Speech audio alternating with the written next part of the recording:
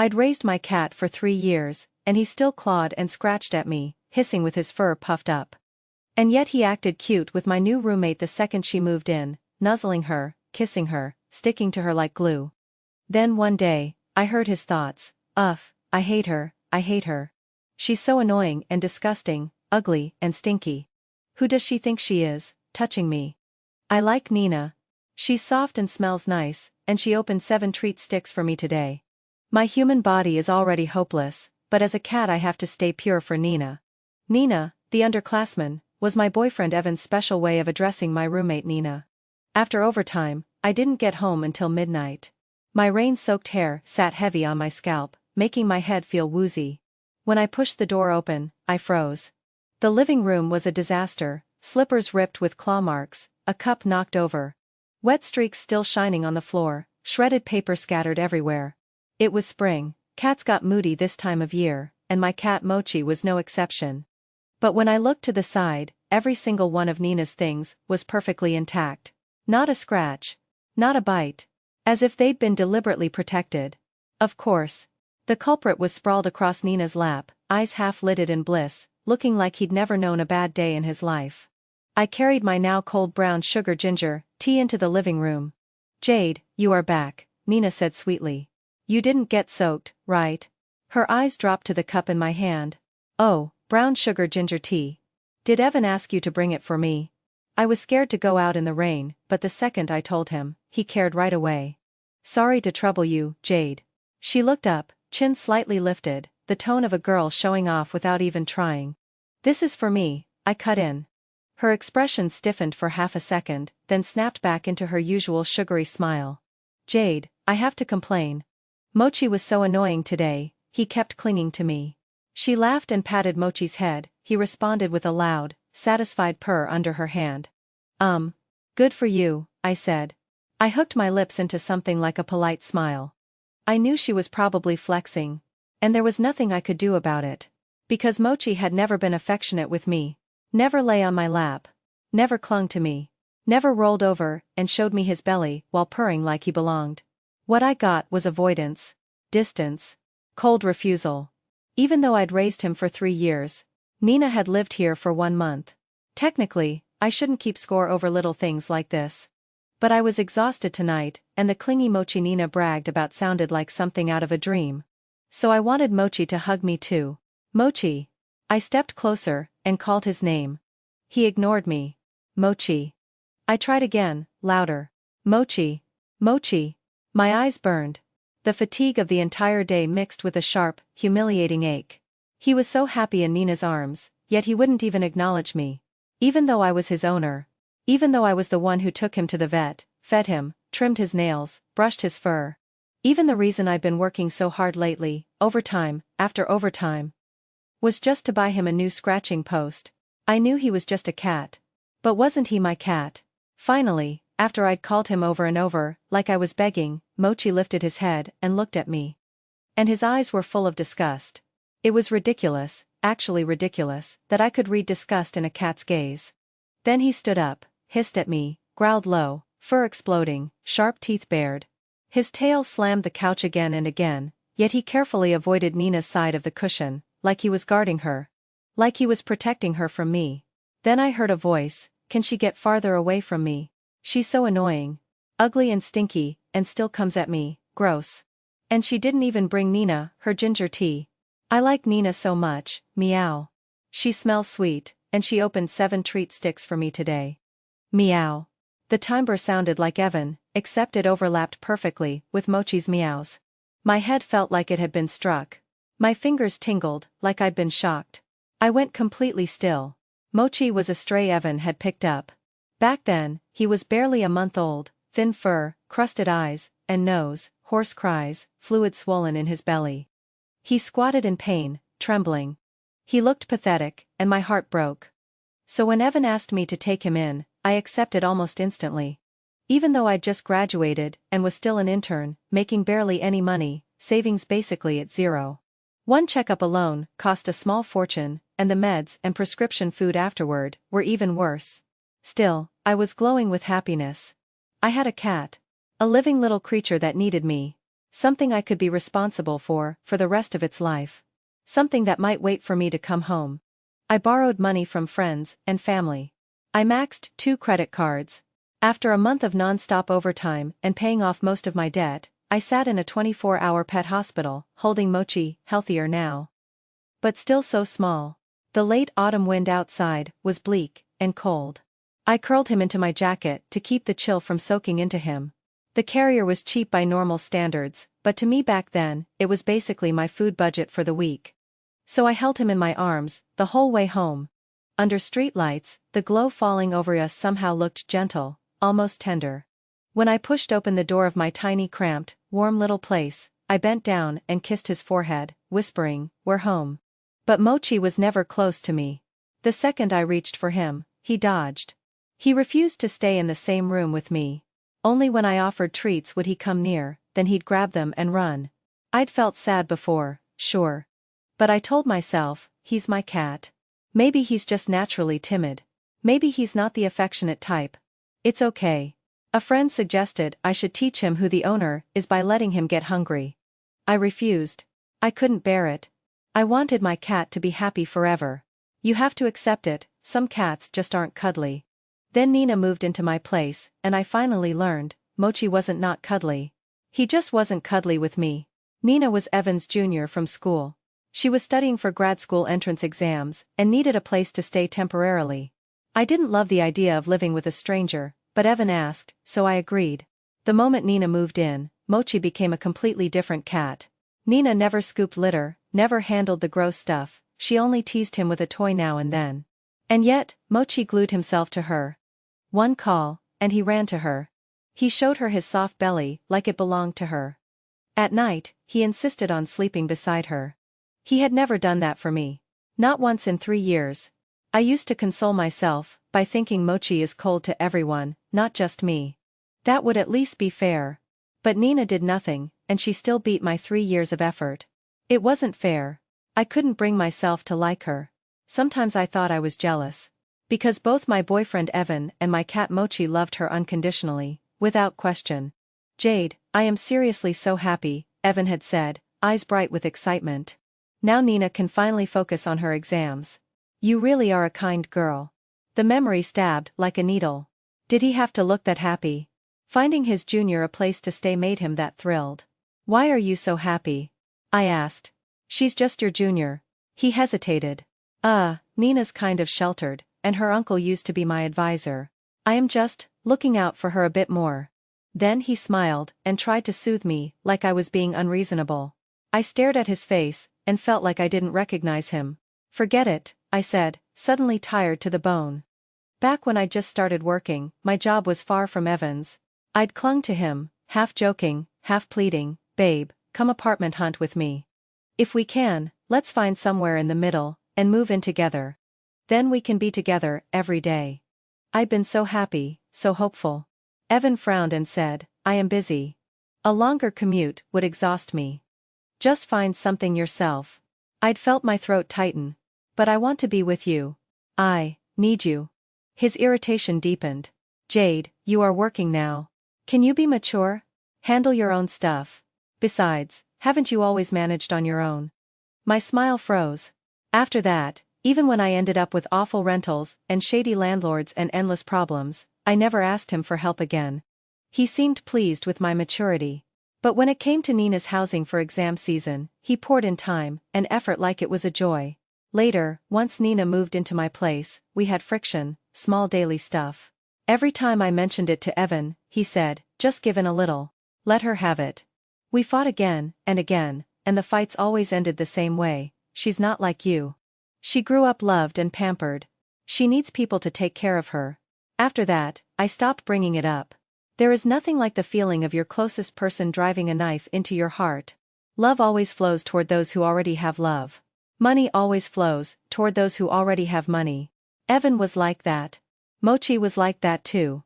Meow, so annoying. She's gonna call me crying again, isn't she? I am so sick of comforting her. Hearing her cry makes me feel sick. Whatever. I'll just play dead. She can talk herself down, anyway. She's not Nenah. She's so needy, so average, what right does she have to act up? Mochi's tail kept smacking the floor, the sound shredding my thoughts into a mess. My head pounded. Shock and grief detonated together in my chest, until I could barely breathe. And that voice, mixed with Mochi's meows, threaded with Evan's familiar tone, kept going, spilling disgust for me and delight for Nenah. Was I so anxious lately that I was hallucinating? Or had I really heard Mochi's thoughts? Or Evan's? It was absurd. The next day, I made an appointment with a therapist. Everything came back normal. I returned home in a haze. Nenah was out for school stuff. It was just me and Mochi. I cleaned the litter box, refilled the food, and opened a treat stick. Maybe he just liked treats. Maybe last night was just me getting sick from being soaked in rain. Mochi, come here. His eyes lit up. He ran over, grabbed the treat from my hand. When I reached to pet his head, he snatched the treat and swiped me, hard. Blood welled instantly. Mochi darted back more than a yard away, staring at me with wary eyes. Ha, good thing I didn't let her touch me. One touch, and I feel gross. My human body is hopeless, but as a cat, I have to stay pure for Nenah. The voice came again, clear as day. The scratches on my arm stung and itched, dense pain climbing into my skull. Too real. Real enough that I couldn't lie to myself anymore. Everything was pointing toward the most ridiculous conclusion possible. I could hear my cat's thoughts. And my cat and my boyfriend were the same person. And he hated me. I cleaned my wound, washed my face, tried to get my eyes less swollen. When I came out, Mochi was licking his paw, glancing at me with lazy contempt. The voice started again. Crying? Meow. It was just one scratch. Fine. I'll throw her a crumb of sweetness, she still owes me a new cat tree. And I can't get back into my body right now. If she gets mad and stops feeding me or cleaning my litter, what then? Nenah's young, she can't take care of anyone. Jade's boring, but she's good to me. Cheap, needy, easy to comfort with a couple lines. High value for money. If I marry her someday, she'll probably be one of those obedient. Too bad. I can't marry who I truly love. He patted toward me. That innocent face I'd always loved looked smug now. Repulsive. His tail flicked like a flag of war. Even his carefully groomed fur looked dull in my eyes. I realized he was just an ordinary cat. An ordinary cat I could even start to dislike. Get out. I yelled. But tears still poured down, burning my throat and nose. Through blurry vision, I thought I saw him freeze in surprise. And I realized this was the first time he'd ever walked toward me. But I didn't want him anymore. We were done. We're breaking up. The dishes were already on the table, but neither of us moved our tableware. I took a deep breath, and shattered the silence first. What? Evan finally looked up from his phone, stunned. We're about to get married, and you are pulling this now. What, have you been reading too much online? Is this some loyalty test? I rubbed my temples. Who's testing who? Why did you worry about Nenah's housing and tell me to be mature? Why did you not care about me working overtime, but you cared about Nenah's cramps? Do you actually like me? Or do you hate me while enjoying what I am useful for? Why would I stay with someone like you, let alone marry you? What makes you think you deserve that? Looking at his face, I wanted to slap him. He looked genuinely shocked, because in all our years together, I'd never accused him this directly. Criticism had always been his right. He thought I was needy. He thought I loved him. So he kept pushing, confident I'd never leave. In that instant, I finally saw him clearly. He was just rotten. I didn't think that much, he said quickly. Don't be so sensitive. Don't be mad. I'll pay attention next time. Okay. Nenah will move out after her exams. Just wait, we'll get married. He rubbed his nose like a cheap excuse would wipe everything clean. Not my problem, I said flatly. Get out of my life. And she can go with you. And Mochi, you take him too. Keep him, rehome him. Whatever. I don't care.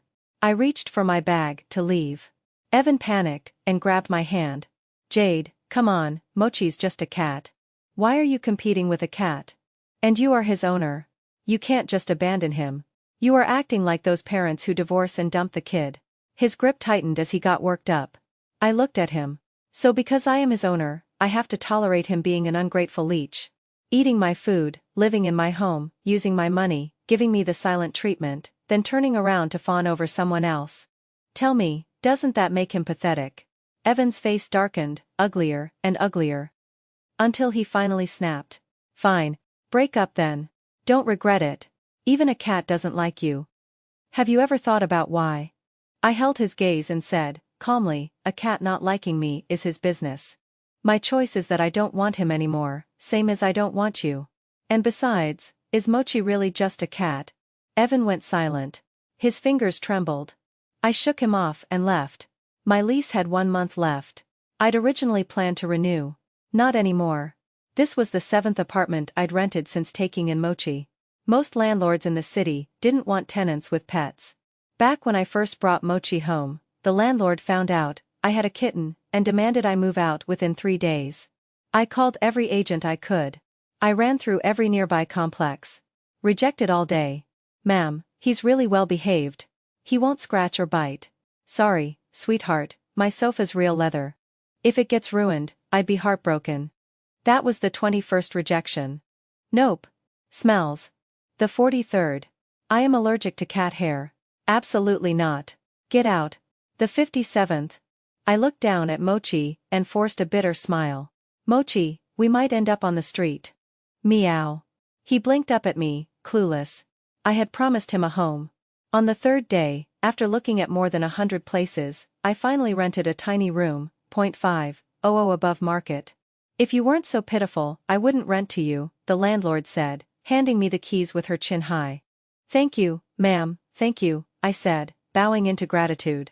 That was our first move. Every move after that took forever to arrange. The apartments were never great, always some issue, and always a few hundred more than similar units. And I always had to swear again and again, the cat is good, I'll pay triple for damages. What do you call this? Pet tax. I joked to a friend once. What can you do? My friend teased. You love him too much. Yeah. I loved him too much. When he meowed, did he ever feel sorry for me? Or did he just think I deserved it? When I packed, I realized most of the stuff in this place belonged to Mochi: toys, treats, food, litter, scratchers. All my things fit into 2 26-inch suitcases and a backpack. Easier than any move I'd done before. And my new place? I found it fast, right next to the subway, close to work, better environment, cheaper rent. When the agent heard it would be just me, he practically beamed. Don't worry, landlords love tenants like you. Clean, quiet. Lease signed in 2 hours, smooth to the point of disbelief. Good. Jade, you are going on a business trip. Nenah stared at me, startled. The cat in her arms turned his head away and pointed his butt at me in anger. No, I said. I am moving out. I am not renewing the lease. Rent's covered until the end of this month. If you want to stay, you can pay after that. I'll send you the landlord's contact. My tone was calm. I didn't want any connection to her at all. What? Why? Does Evan know? Nenah asked urgently. I looked at her for a long moment. No reason. It's not his business anymore. We broke up. So I hope you and I never see each other again. After that, everything started going smoothly. Jade, do you want to join my team? In the pantry, the neighboring project lead, Renee, asked me, coffee in hand. It was the 3rd time she tried to recruit me. My current boss loved to push people, always saying I am disappointed in you, and the team culture was toxic, snitching and blame shifting constantly. The work didn't even match my skill set or career path. The only upside was no travel. Before, I'd had a fragile cat at home, easily sick, sensitive stomach, chronic chin acne that flared up. No matter how late I worked, at least I could rush home and take care of him.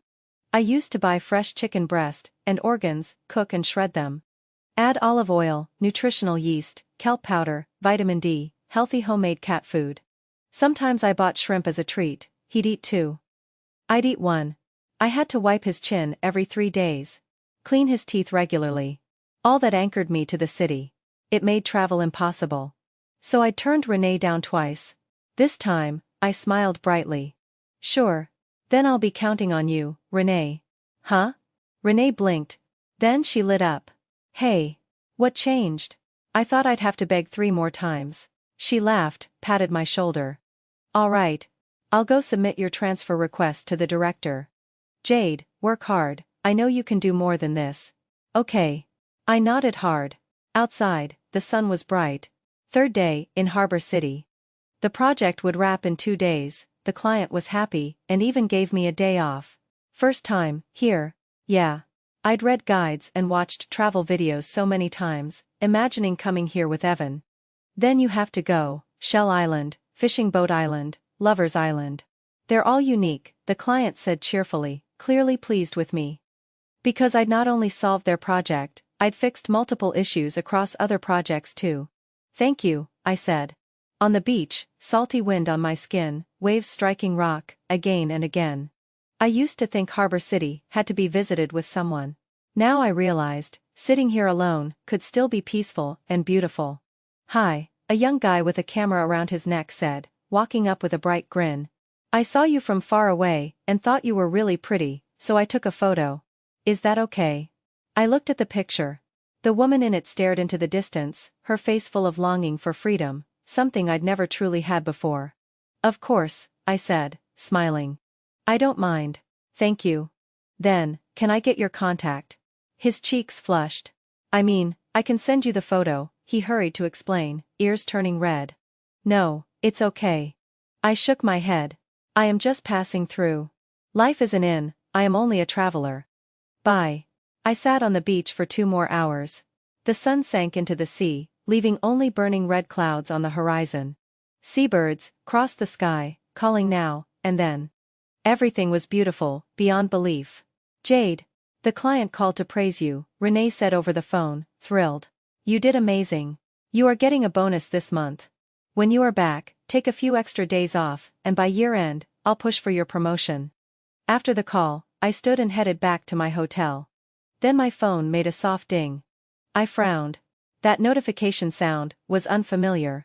It was from a pet app, one I'd linked to Mochi's smart feeder, water fountain, and automatic litter box. The message was from the feeder camera. My fingers trembled as I opened it. Mochi's face filled the screen. His cheeks looked hollow. His whiskers drooped weakly. His fur was matted. The black gunk on his chin was worse than ever. And in stark contrast, he was slamming his paw at the food chute in frantic desperation. Meow, his voice was hoarse, rough like wind scraping grit. I am so hungry. So hungry. I heard his thoughts again. Hungry. Thirsty. Food. Water. Am I going to die? Wah. He kept ramming the bowl. A red warning on screen said the kibble bin was empty and needed refilling. Empty for 3 days. The water fountain, 2 days. The litter box hadn't been cleaned in 7 days. God, you are so annoying, a spoiled female voice snapped. Then I saw Nenah kick him. Mochi rolled aside, fragile and limp. My brows knit. Who told you to poop outside the box? How dare you? Nenah scolded. Meow, Mochi weakly cried. But the litter box is full. I haven't gone properly in almost 4 days. That was Mochi's thought. Nenah couldn't hear it. And even if she could, she probably still wouldn't scoop or refill. Enough. Stop meowing. You are so annoying. Get away. Why should I take care of you? She sounded furious. Mochi limped away obediently. Nenah grabbed her phone, ranting. I swear I am gonna explode. That simp upperclassman of mine, yeah, Evan. He's got something wrong with his brain. He broke up with his girlfriend, and now he wants me to raise his ex-girlfriend's cat, and take good care of it. Like, who's he trying to disgust? He said he knows I like cats, and cats like me, so he trusted I'd be great. Where does he get the audacity? You know how his ex took care of this cat. Like it was royalty. Like an ancestor. No way I am letting some animal climb on my head. If it's not obedient, it goes hungry. If it's still not obedient, you hit it. An animal is an animal. And his ex? I am honestly impressed with her stupidity.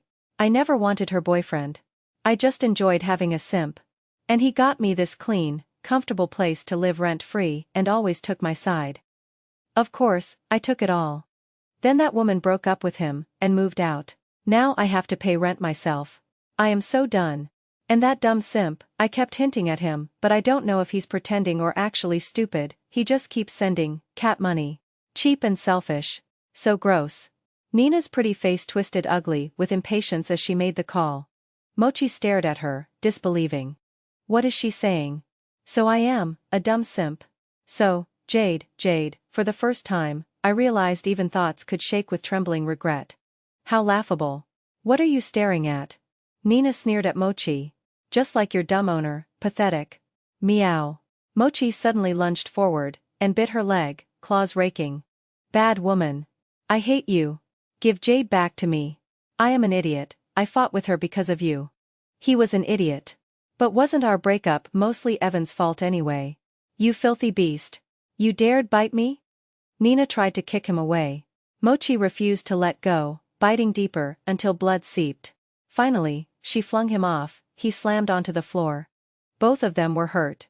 Nenah stared down coldly and smiled. You can starve 3 more days. Then she sent a voice message in a syrupy tone, Evan. Your cat scratched me today. It hurts so bad. I even made him homemade cat food, but he wouldn't eat. I am so upset. And I am out of money this week. How am I supposed to get a rabies shot? Mochi trembled on the floor, furious, as if he might die any second. You didn't make me cat food. You didn't even put out kibble. You are a bad woman. I am so hungry.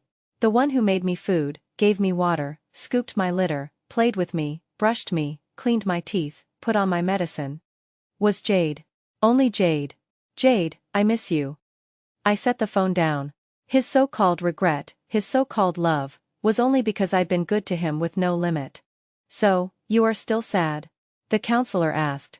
This was during the time off Renee promised me after the trip. I used it to book a therapy session. Yeah, I admitted. Seeing him treated like that, I still felt bad. Maybe it's because he said I am needy, so even now, maybe something's wrong with me. I felt lost. I remembered my past with Evan. When I first started college, because of my family and all the teenage anxiety, thinking I wasn't pretty, wasn't smart, I became painfully insecure. A people pleaser. The invisible girl in class. So I never imagined the most eye-catching boy, the sunny, handsome one, would notice me. He came to talk to me first, helped me with calculus, invited me to activities, encouraged me to socialize. I couldn't help falling for him. And he was the one who said he loved me first. That's how we got together. At the beginning, Evan wasn't so bold. But once he realized that every time he pushed my boundaries, did things I didn't like, I was too ashamed to call him out, and I'd rather swallow my feelings, fix myself, even apologize. Our relationship changed. He kept taking territory, step by step, until I had nowhere left to retreat. I suffered, helpless to change anything. And Mochi's thoughts had been a bomb. So there was never love between us. Because I was needy, was I destined to never be loved? It was humiliating. I think your compassion is simply because, the counselor said gently, right now, he's an animal, and he's being abused. That's your human empathy. And you invested so much, feeling reluctant is normal. My thoughts drifted with the water in my cup. But he doesn't love me, I said quietly. He's just a pet. Is it selfish to demand he love me? The room smelled faintly of citrus. I was tangled in contradiction again. You might be calling yourself selfish, the counselor said. But I think it's the opposite. Because you've been trained to believe you are needy, the medicine you need, is actually a little more selfishness. I blinked. You need to learn to accept your emotions, instead of blaming yourself for having them. Humans are emotional. We're not rational machines. You gave love, and you wanted a return, that's normal. You are alive, not a saint. A little selfishness can teach you how to love yourself. So I think it's okay if you are angry. It's okay, if you hate him. Even if part of you thinks he deserves it. You don't have to torture yourself into doing the perfectly correct thing. Take it slow. Follow your heart. The water in my cup cooled, from scalding to warm, just right. I took a sip. The pain, the stubbornness, the clumsy parts of me, felt like they dissolved a little too. After work one day, I didn't expect to see Evan downstairs at my office. Jade, I am sorry. His eyes lit up when he spotted me, and he stepped closer. Stop. I lifted a hand, keeping a safe distance. His eyes looked wet, just like Mochi, when he used to act cute. Let me take you home. I've been waiting forever. It's late, and it's not safe for you alone. Have you eaten? I can take you to that place you love. He spoke faster and faster, voice full of regret and begging, like speed could stop me from refusing. No, I said, shaking my head. We broke up. The best ex is one that's basically dead. It was already awful when we were together. Now that it's over, try being decent for once. His eyes reddened instantly. He looked like he was about to cry. Oh, right. I unlinked all Mochi's devices from my account. If you still want them, deal with it yourself. I started to walk away. Jade, don't go, please. I know I was wrong. I was out of my mind. Nenah tricked me. It's my fault, please, come back. Mochi's a traitor cat, he's like me, I know. I've disciplined him. He won't do that again. He sobbed, begging, even dropping to his knees to grab at my pant leg. Enough, Evan. I cut him off. I felt only disgust. 2 months ago, something strange happened. I heard Mochi's thoughts. Yes. I heard the cat's thoughts, meaning, your thoughts. Evan stopped crying instantly and went silent. Then, hoarsely, I am sorry. When I realized I was in a cat's body, I panicked. So I came to you on instinct, and asked you to take care of me. Later, I found I was spending longer and longer as a cat, and less as a human. And the way I thought and acted, started turning more cat-like. I couldn't even stop myself from wrecking the place. Don't be mad, okay? I didn't mean it. I am sorry. I pressed my fingers to my forehead. Evan, why bother? Are you still trying to make up excuses to fool me? Fine, cats can't control themselves sometimes. Then why did you only destroy my things, but protect Nenah's perfectly? Why did you cling to Nenah but not to me? Why were your thoughts about me nothing but smugness, and using me? Yes, cats can make mistakes. Humans can make mistakes. But what you did wasn't a mistake. It was deliberate favoritism. Intentional humiliation. Stop disgusting me. Or I really will call the police. His hand finally fell away from my pant leg. He collapsed like a plant, suddenly drained of water, shriveling in seconds. Jade, I am sorry. His crying drifted farther and farther until it disappeared. My career took off. Within a year, I got promoted twice and raised twice. I bought a home of my own in the city. I also adopted a dog, who adored me completely. I named him Nova. I heard from an old friend that Evan fought with Nenah, then reported her to her school for cheating. Her degree got revoked, and she could no longer apply for grad school. Furious, Nenah stormed into Evan's company, clawed up his face, and exposed his drama online. The company had already been unhappy with how Evan kept randomly falling asleep lately. This pushed them over the edge, and they fired him.